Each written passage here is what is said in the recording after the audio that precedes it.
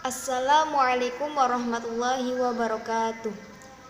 Alhamdulillahirrabbilalamin. Wabihi nasta'in wa ala umuri dunya wadin. Wassalatu wassalamu ala asyrafil anbiya'i wal mursalin wa ala alihi wa sahbihi ajma'in, amma ba'd.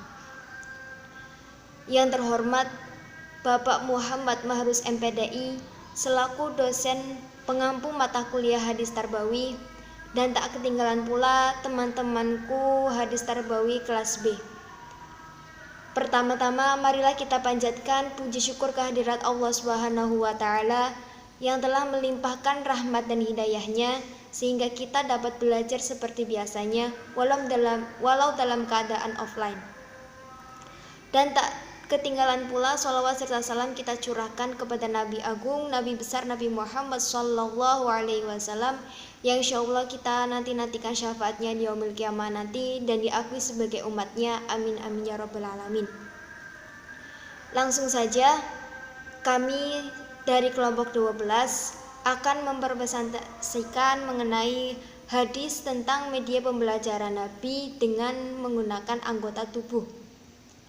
Saya sebagai pemateri yang pertama akan menjelaskan mengenai pengertian media pembelajaran. Secara bahasa, kata media berasal dari bahasa Latin medius yang secara harfiah berarti tengah, perantara, ataupun pengantar. Dalam bahasa Arab, media adalah perantara, pengantar pesan, atau pengirim kepada penerima pesan. Dikutip oleh Bukhari Umar menyatakan bahwa media apabila dipahami secara garis besar adalah manusia, materi atau kejadian yang membangun kondisi yang membuat siswa mampu memperoleh pengetahuan, keterampilan, ataupun sikap. Dalam pengertian ini, guru, buku teks, dan lingkungan sekolah merupakan media. Dengan demikian, media pendidikan itu terdiri atas manusia dan bukan manusia. Media pendidikan adalah jalan atau cara yang dapat ditempuh untuk menyampaikan bahan atau materi pendidikan kepada peserta didik supaya terwujud kepribadian muslim. Juga mengandung pengertian segala sesuatu yang dapat digunakan untuk menuntut atau membimbing peserta didik dalam mencapai tujuan pendidikan sehingga mampu menjadi kepribadian muslim yang diridhoi Allah Subhanahu wa Ta'ala. Selanjutnya akan dilanjutkan oleh pemateri berikutnya. Pada kali ini saya akan menyampaikan hadis tentang media pembelajaran yang digunakan Nabi dengan anggota tubuh. Bismillahirrahmanirrahim. An Abi Hurairah anna Rasulullah sallallahu alaihi wasallam qala adadaruna mal muflisu qalu al muflisu fina man la dirham lahu wala mata'a faqala innal muflisa min ummati ya'ti yawm qiyamati bi salatin wa siyamin wa zakatin wa ya'ti qad syatama hada wa qad hada wa akala mala hada wa safaka dama hada wa daraba hada fa yuta hada min hasanatihi wa hada min hasanatihi fa in faniyas hasanatuhu qabla an yuqda ma alayhi ukhida min khatayahu fa turihas alayhi turiha finnar. Dari Abu Hurairah meriwayatkan bahwa Rasulullah SAW bersabda, tahukah kalian apa itu maksud dengan al-muflis atau bangkrut? Sahabat menjawab, al-muflis di kalangan kami dan harta benda. Rasulullah bersabda, sesungguhnya al-muflis di kalangan umatku adalah orang yang datang pada hari kiamat membawa pahala sholat, puasa, dan zakat. Selain itu, ia juga memfitnah, menuduh, berbuat maksiat, memakan harta orang lain dengan cara tidak halal, menumpahkan darah, dan memukul orang lain. Lalu masing-masing kesalahan itu ditebus dengan kebaikan pahala. Setelah kebaikan pahalanya habis sebelum kesalahannya terselesaikan, maka dosa orang didoliminya itu dilemparkan kepadanya.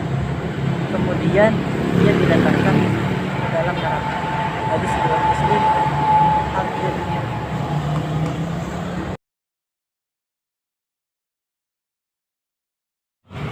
Akhirnya hadis yang kedua Bismillahirrahmanirrahim. Haddatsana Mu'alla bin Asadin qala haddatsana Wuhaibun an Abdullah bin Tawusin an abihi an ibni an Abbasin radhiyallahu anhuma. Qala Nabi sallallahu alaihi wasallam umirtu an asjuda ala mu'min ala jabhati wa asyara bi yadihi ala anfihi wal yadayhi wa rukbataini wa fil qadamaini wala nakfita as-saya ba wasya'ara. Telah menceritakan kepada kami Mu'alla bin Asad berkata, telah menceritakan kepada kami Wahaib dari Abdullah bin Tawus dari bapaknya dari Ibnu Abbas radhiyallahu anhu. Dia berkata, Nabi SAW bersabda, aku diperintahkan untuk melaksanakan sujud dengan 7 tulang anggota sujud. Kening. Beliau lantas memberi isyarat dengan tangannya menunjuk hidung, kedua telapak tangan, kedua lutut dan ujung jari dari kedua kaki, dan tidak boleh menahan rambut atau pakaian sehingga menghalangi anggota sujud. Hadis riwayat Bukhari. Dalam hadis ini Rasulullah menyebutkan anggota-anggota tubuh yang harus menyentuh lantai ketika bersujud dalam sholat. Anggota-anggota tubuh itu adalah kening, kedua telapak tangan, kedua lutut, dan ujung jari kedua kaki. Ketika menyebutkan kening, beliau menunjuk hidung sebagai penekan bahwa hidung itu juga harus menyentuh lantai. Dalam hadis ini beliau telah menggunakan media hidung dalam pembelajaran terhadap para sahabat.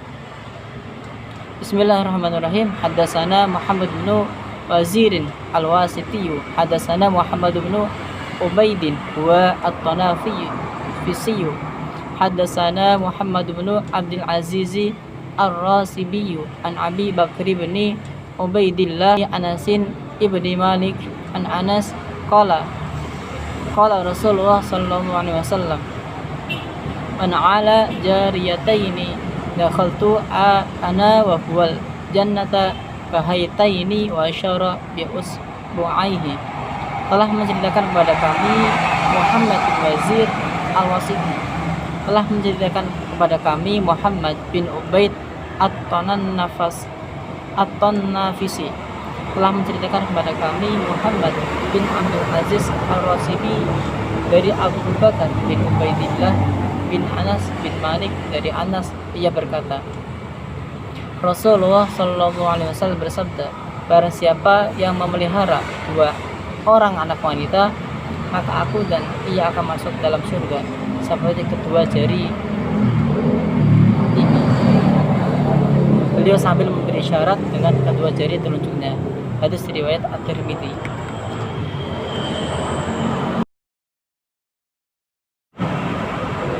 Dalam hadis di atas terlihat bahwa Rasulullah memberikan pertanyaan kepada para sahabatnya.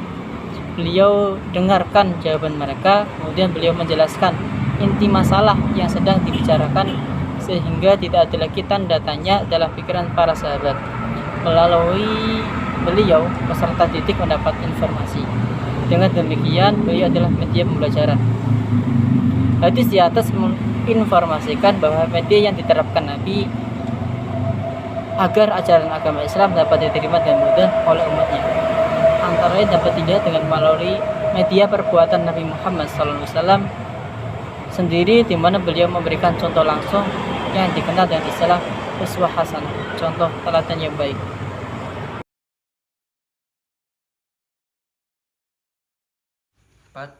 Perumpamaan.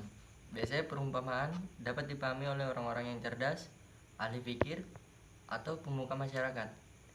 Perumpamaan merupakan sarana pendidikan yang efektif dalam melanggengkan suatu informasi. Dalam sabdanya, Rasulullah SAW banyak sekali memanfaatkan perumpamaan. Hadis perumpamaan. An Ibni Umair radhiyallahu anhu qala Rasulullah sallallahu alaihi wasallam, inna man sajaro ta la yaskutu waraquha wa innaha mislu muslim fahadi sunni mahia fawakiha fa sajaro bawadi qala Abdullah waqa'a fi nafsi innaha nahlatu fastahyatu summa qala hadasana maha ya Rasulullah qala hiya nahlatu. Dari Ibnu Umar radhiyallahu anhu berkata, Rasulullah shallallahu alaihi wasallam bersabda, sesungguhnya di antara pohon-pohon itu ada pohon yang daunnya tidak gugur. Sesungguhnya itulah perumpamaan orang Islam. Maka ceritakanlah kepada kami pohon apakah itu. Orang-orang menduga pohon di padang pasir. Abdullah berkata, tergores dalam hatiku bahwa pohon itu adalah pohon kurma. Namun saya malu. Kemudian mereka berkata, ceritakan kepada kami pohon apakah itu wahai Rasulullah. Beliau bersabda, dia itu pohon kurma. 5. Jari. Hadis yang menerangkan jari yaitu an Husaini an Umarota tabni Ru'aibata radhiyallahu anhu qala ra'a bisroina marwana ala minbari rafi'a yadaihi faqala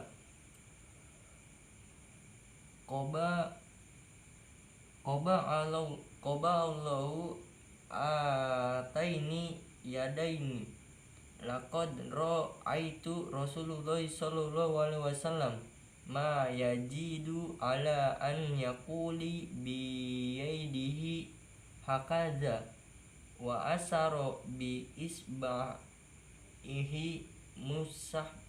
musabhati.